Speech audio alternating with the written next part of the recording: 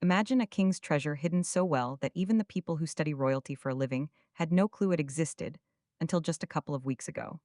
That is exactly what happened when Prince William suddenly became the sole owner of a secret estate that was kept under wraps for over 80 years. The way Queen Camilla and her son, Tom Parker Bowles, found out about this has stirred up a storm inside the palace walls, with some staff saying they have never seen anything like it in their entire careers. This is not just a story made up for gossip magazines, but comes from people who were actually in the rooms when the documents were opened. When you look closer at what was transferred, what the late Queen Elizabeth II had been quietly planning for years, and what Camilla's side of the family wanted to do with these same properties, it starts to feel less like a simple inheritance and much more like a strategic game of chess, where one player made their final, brilliant move from beyond the grave. Make sure you stick around as we uncover all the details of this fascinating story. The story really begins way back in 1944, during the height of the Second World War, when Britain was facing so much uncertainty. It was then that King George VI quietly bought an estate tucked deep within the Chiltern Hills, right on the border between Oxfordshire and Buckinghamshire. This place was called the Cedar Estate, and from the very moment it was purchased, it was designed to be a secret. There were no royal registry listings, no public media reports, and no ceremonial acknowledgments. For over 80 years, the Cedar Estate existed only in the whispered conversations of senior courtiers, a shadow property known to almost nobody and fiercely protected by everyone who did know about it. This is the first thing you should be wondering about. Why would the royal family keep a secret estate for 8 whole decades? What was inside it that required such a high level of secrecy and concealment? The answer finally came in internal briefing notes shared with members of the Royal Correspondent Guild on the morning of February 3rd, 2026. And what those notes described left even the most experienced royal historians completely speechless. The Cedar Estate turned out to be so much more than just a piece of land. It contained a private chapel with an engraved memorial vault that listed royal family members who had served in armed conflicts. There were archival vaults housing 186 oak chests filled with personal wartime correspondence and confidential royal communications. There were also 72 previously undisclosed royal portraits, including never-before-seen oil paintings of King George VI and Princess Margaret. Perhaps the most extraordinary discovery of all was 14 sealed audio recordings of Queen Elizabeth II in private conversations with Winston Churchill, Nelson Mandela, Ronald Reagan, and Charles de Gaulle. One archivist who had spent decades working within the royal archives described the collection in a single unforgettable phrase, saying this was not a museum of history, but rather the raw, unfiltered architecture of royal memory, offering a window into the private soul of the monarchy itself. This was truly a treasure trove of historical significance. Now, here is what makes this even more remarkable. Between 2017 and 2021, Prince William had been quietly visiting the Cedar Estate on private weekends, not as a tourist or a ceremonial guest, but with a genuine sense of purpose. He walked the cedar groves with the Queen, reviewed wartime correspondence, personally cataloged naval dispatches, and refiled hundreds of letters from Second World War soldiers. He even repaired moisture control systems in the archival chambers. This was not just duty performed for appearances, but true stewardship driven by deep conviction. Queen Elizabeth noticed this dedication, and in a handwritten annotation found within the Covenant Trust, she wrote these powerful words: "He will inherit more than the crown. He will inherit the silence that preserved it." These words were not accidental. They were a clear declaration of her intentions and her trust in her grandson. We need to talk about the legal architecture that made this transfer possible, because it is just as extraordinary as the estate itself. The Cedar Estate does not fall under the Crown Estate, nor does it fall under the Duchy of Cornwall. Instead, it exists under a private legal mechanism called a Covenant Trust, created in 2020, filed under Charter Seal 142, and witnessed by the Queen's personal solicitor, a constitutional advisor, and a notary from the Royal Archives. The trust came equipped with a delayed activation clause designed to trigger only after two specific conditions were met. Those conditions were the conclusion of the Queen's state funeral and the moment Prince William was publicly recognized as heir to institutional responsibility. Both conditions have now been met. The official statement confirmed it plainly, stating that under the terms of the sealed covenant trust executed by Her late Majesty Queen Elizabeth II in 2020, the property known as the Cedar Estate shall pass in full and exclusive guardianship to His Royal Highness, the the Prince of Wales, effective immediately. These were simple words with irreversible consequences. But this is where the story shifts from inheritance to confrontation, because not everyone received this news with grace. Multiple sources have confirmed what palace insiders had suspected for some time. Queen Camilla and her son Tom Parker Bowles had been quietly, persistently, and strategically angling to bring the Cedar Estate under their influence for years. Beginning in late 2024, Camilla had been advocating internally for what she called the Windsor Cultural Legacy Center, a vision that included gourmet retreats celebrating British culinary heritage, literary salons emphasizing female royal narratives, and small group historical tour through the cedar groves. It sounded respectable on the surface, but beneath that surface, the ambitions were considerably less sentimental. Tom Parker Bowles saw something else entirely when he looked at the Cedar Estate. He saw money. Private memos reviewed by royal insiders showed that Tom Parker Bowles had been developing a vision that included a Michelin-starred tasting restaurant inside the old hunting lodge, an artisanal food brand called Royal Wild featuring cedar-aged cheeses, wild trout, estate honey, and seasonal Highland wines, as well as elite supper affairs for exclusive guests. This was a commercial operation dressed in the clothing of royal heritage. Then came October 18th, 2025, and a leaked briefing note that changed everything. Tom Parker Bowles' legal team had been exploring whether portions of the estate could be reclassified under public heritage law, arguing that its wartime origins justified cultural protection status. The legal reclassification would have weakened Prince William's exclusive claim and potentially opened the door to shared management. So ask yourself this: does any of that sound like respect for a sacred royal legacy, or does it sound like a commercial takeover wearing a heritage mask? In November 2025, Camilla hosted a private reception near Henley-on-Thames, inviting heritage donors, food critics, and art historians. On the surface, the event celebrated rural sustainability, but attendees tell a different story. It was, in the words of one guest, a trial balloon, a dry run for a public-private stewardship model that would allow Camilla's foundation and outside donors to share control of the Cedar Estate. Prince William learned of the event and politely but firmly declined to participate. He maintained the Queen's original vision without equivocation. 3 weeks later, he activated the Covenant Trust, securing the estate for himself and future generations. The Cedar Estate was not the only battleground, however, as there were more properties at stake. On January 31st, 2026, the land registry quietly updated to reflect another transfer that Camilla had not anticipated. Northacker Hall, a sprawling 12,200-acre heritage property nestled among Wiltshire's ancient hedges and Berkshire's rolling hills, was also transferred to Prince William. Historically a lesser-known royal retreat, it had hosted hunting weekends and sensitive diplomatic gatherings during Queen Elizabeth II's reign. Its combination of historical prestige, agricultural revenue, and untapped licensing rights linked to an 800-year legacy made it, according to commercial assessments, a uniquely strategic royal asset. What makes the Northacker Hall transfer remarkable is the timing. Documents dated September 8th, 2022, just weeks before the Queen's passing, revealed that she had formally reclassified Northacker Hall from a shared Crown estate asset to a personal sovereign holding, ensuring she could transfer it privately through her will rather than through institutional succession. In Appendix R3, she wrote, "Let Northacker remain with the child who bears the burden of our future. Let it be not merely shelter, but sanctuary." The decision bypassed both King Charles and Princess Anne, and the ripples through the inner royal circle were immediate and quiet, like a stone dropped into still water at midnight. According to palace archivists, this was the first personal transfer of its kind since Queen Victoria's Highland reallocation in 1872, executed in absolute secrecy with only 2 living witnesses privy to the codicil: Lady Sarah Chatto and the late Queen's legal advisor, Sir Alastair Denholm. The sealed envelope was deposited with 3 words on the outside: "For the reign after me." But Camilla had not been idle. Leaked notes from a palace aide confirmed that by 2023, she and Tom Parker Bowles had been lobbying discreetly to incorporate Northacker Hall into a royal culinary heritage venture. This venture was presented publicly as a farm-to-table revival, but backed privately by luxury investors from the UAE and a Paris-based venture capital firm.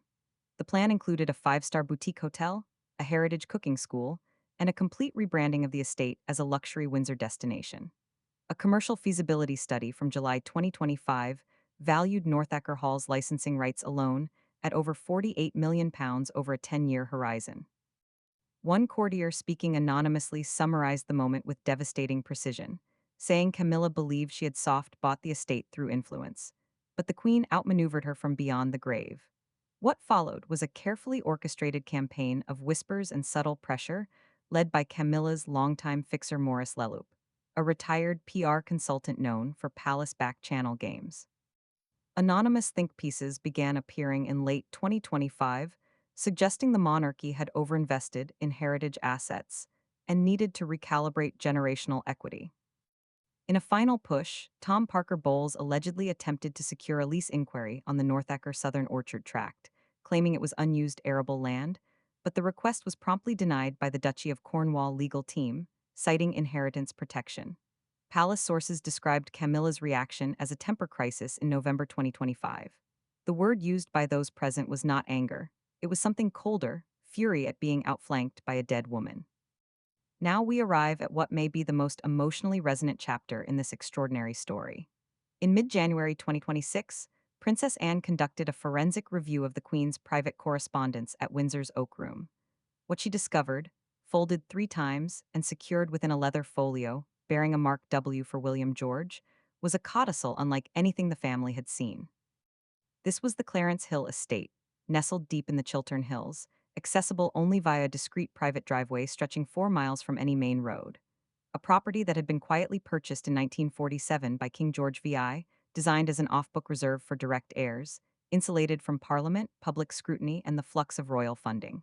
The Queen's directive was written in her own hand, clear, unambiguous, and deliberately personal.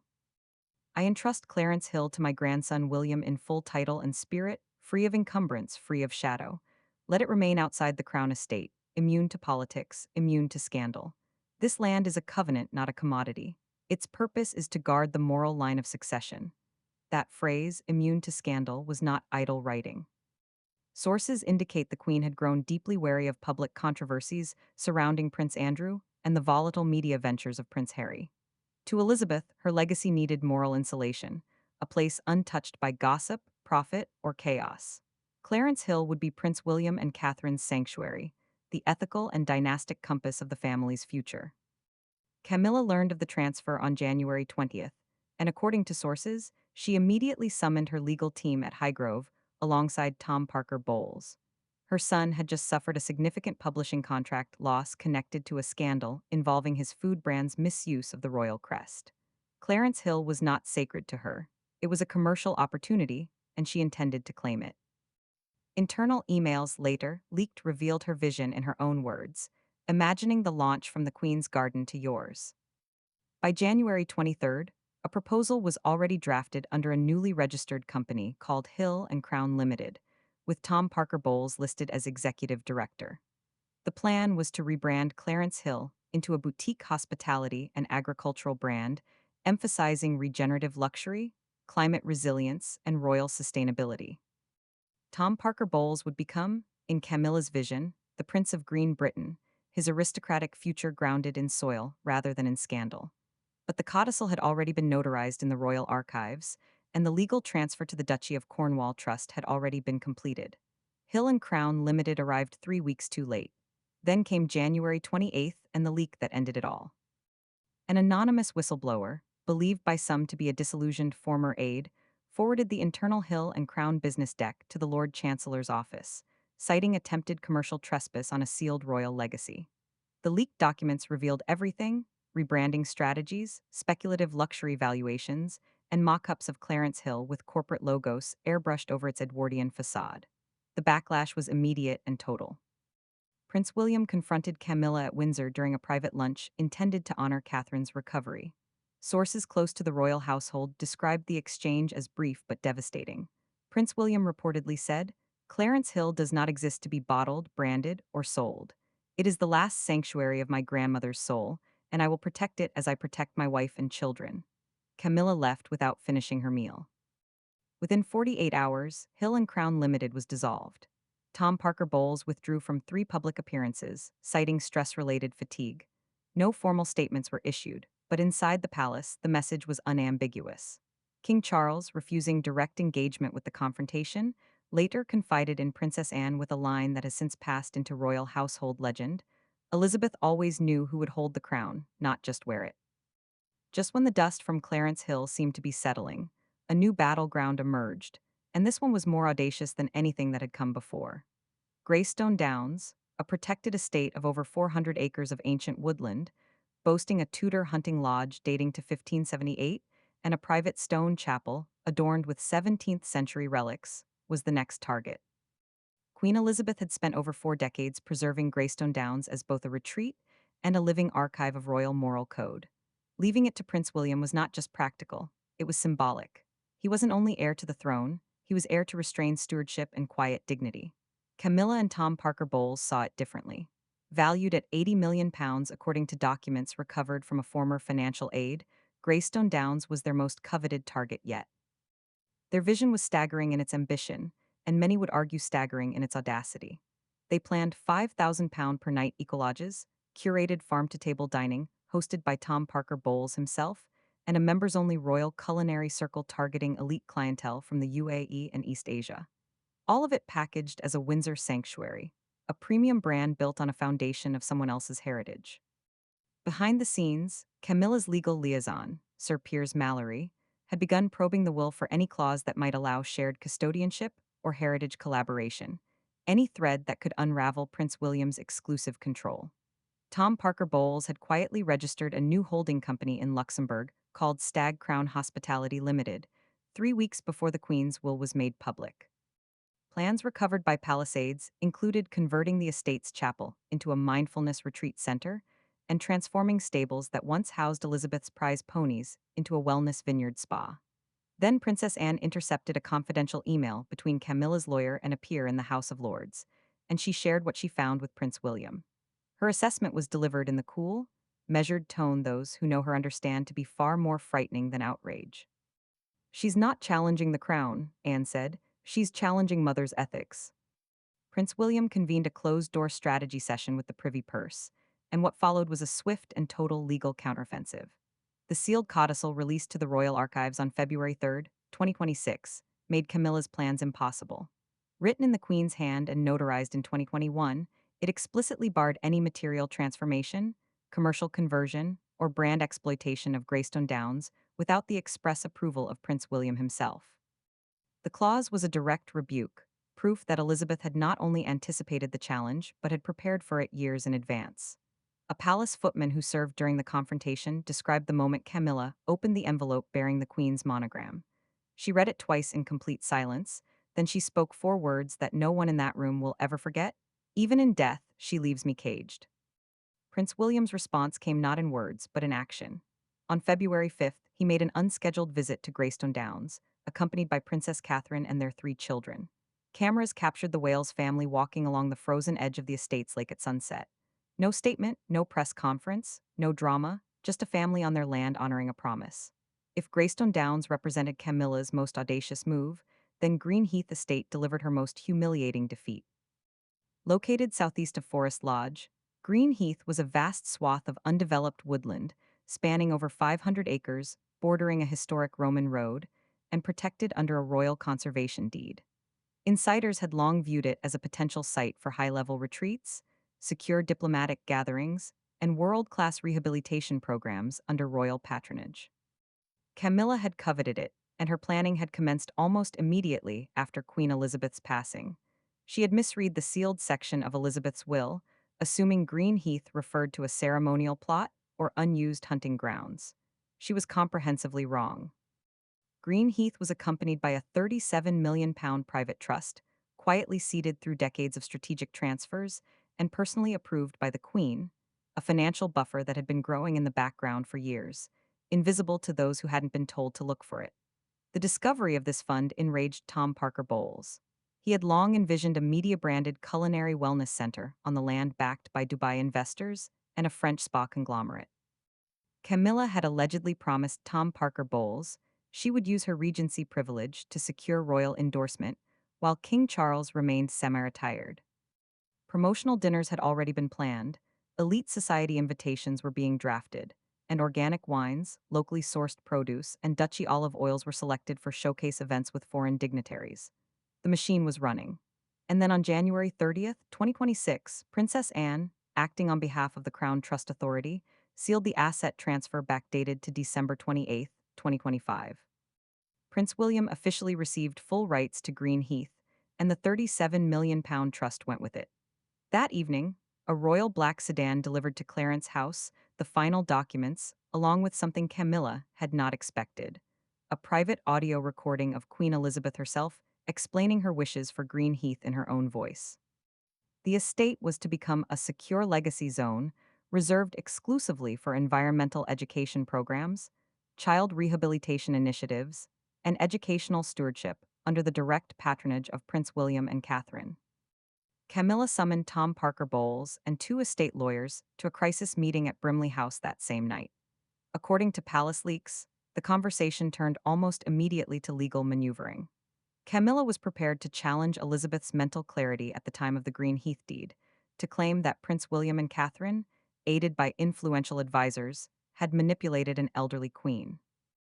It was a posthumous attack on Elizabeth herself, an attempt to rewrite history from inside the family that history belonged to.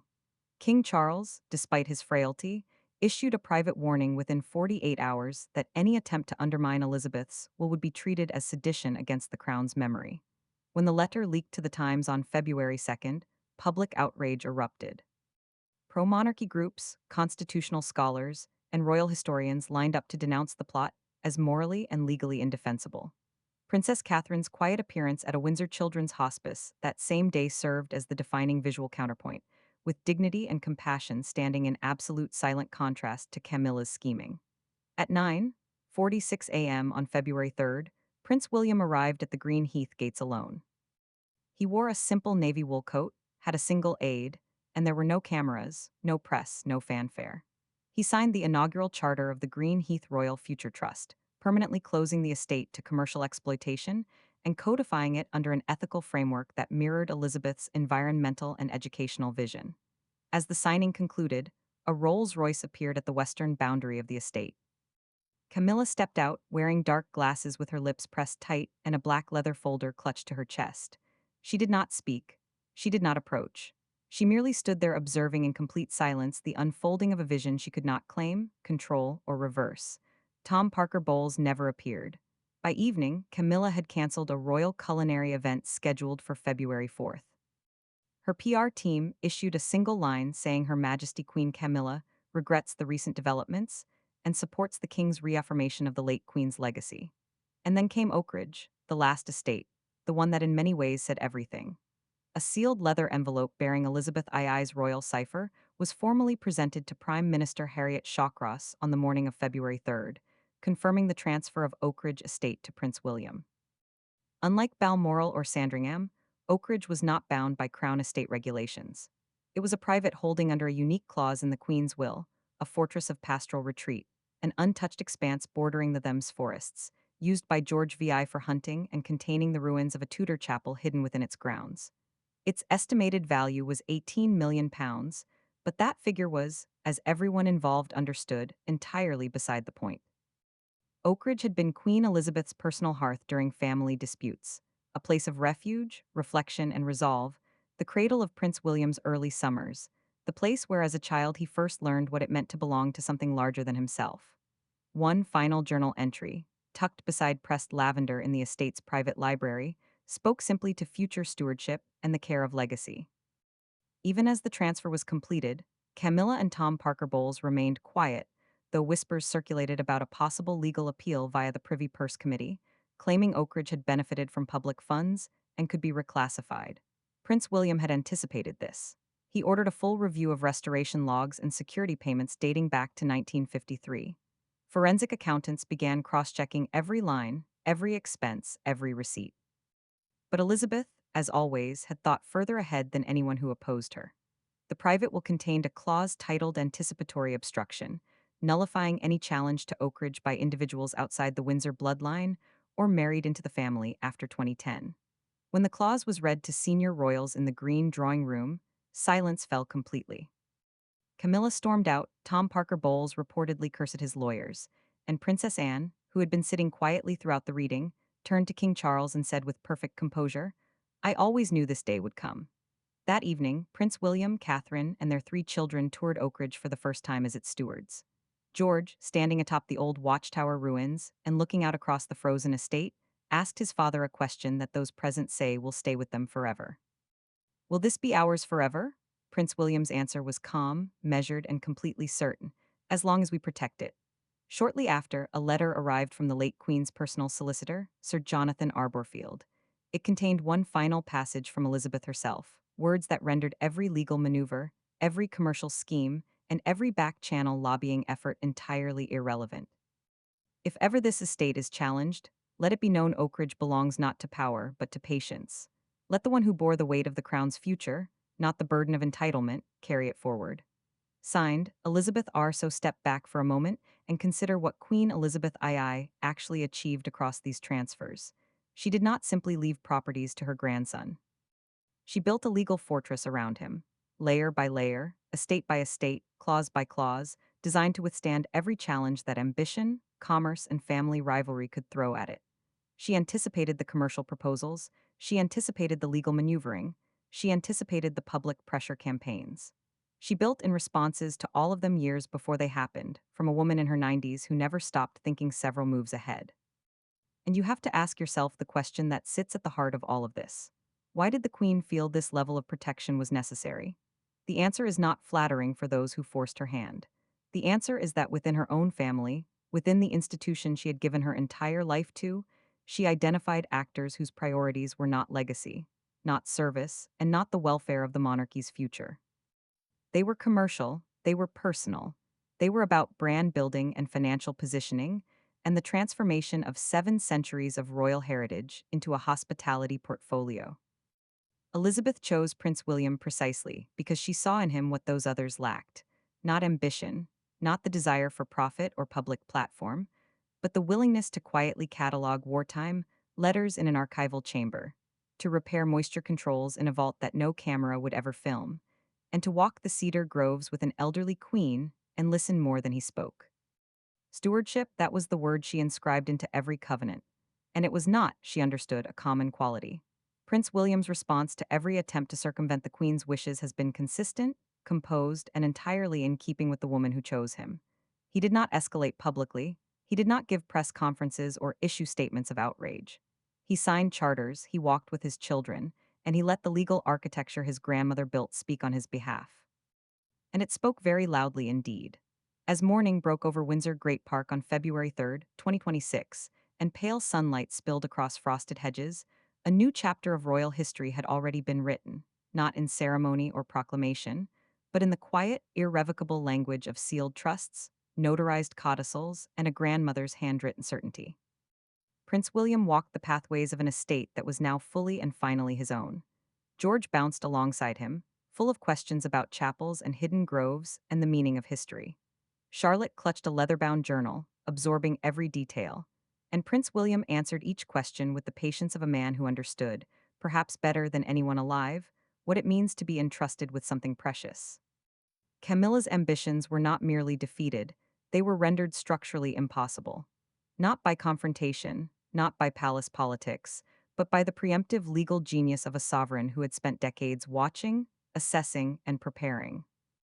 Every commercial scheme Tom Parker Bowles drafted, every back-channel lobbying campaign Camilla's advisors ran, every legal probe into shared custodianship, every rebranding proposal, every holding company registered, and every mock-up with corporate logos airbrushed over Edwardian facades, all of it anticipated, all of it neutralized, all of it answered in clauses written years before the challenges were ever made. As a senior footman who served both Queen Elizabeth and now Prince William put it with quiet finality, this wasn't just a house. It was the Queen's final chess move. And in the grand tradition of the woman who made it, the move was perfect. For Prince William, these estates are not trophies, they are responsibilities, and he has never once suggested otherwise. For Camilla and Tom Parker Bowles, the battle is over. The estates are sealed, the covenants are unassailable, and the Queen's voice, preserved in letters and legal clauses and a private audio recording, has spoken with a clarity that no living advocate could match. Legacy, Queen Elizabeth understood, is not measured in wealth or influence or the size of a commercial portfolio. It is measured in stewardship, integrity, and the courage to protect what matters, even from those who stand closest to it. Prince William got the estates, he got the mission that came with them, and he got something far more enduring than either: the absolute documented certainty that the woman who knew him best trusted him most.